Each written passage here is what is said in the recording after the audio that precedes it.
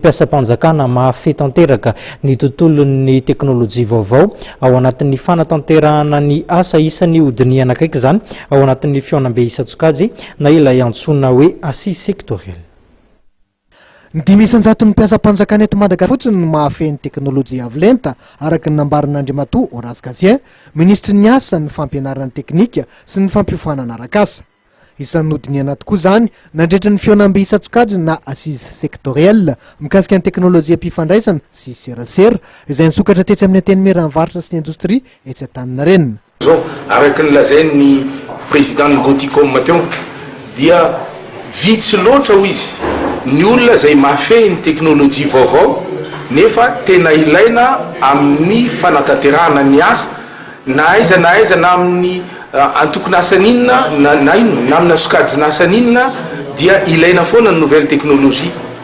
Akory tokoa moa ny agagana teo raha na eny fa 10 ny mpiasam-panjakana fotsiny no mahafehy an'izany teknolojia vaovao zany nefa azo oharina amin'ny tsy fahaizana mamaky teny sy manoratra ny tsy fahaizana mikirakira ny teknolojia vaovao amin'izao fotoana izao ka natao ty assise sectorielle de technologie de l'information et de la communication ty mba amolavolana politika zay tena matotra ary amin'ny alalan'ny fandraisana anjara ny tsirairay anofanana nyreo tanoratsika amin'izany teknolojia zany mba tena hifanaraka amin'ny zavatra takin'ny tsenany asa ny endrika zay ananandry zareo.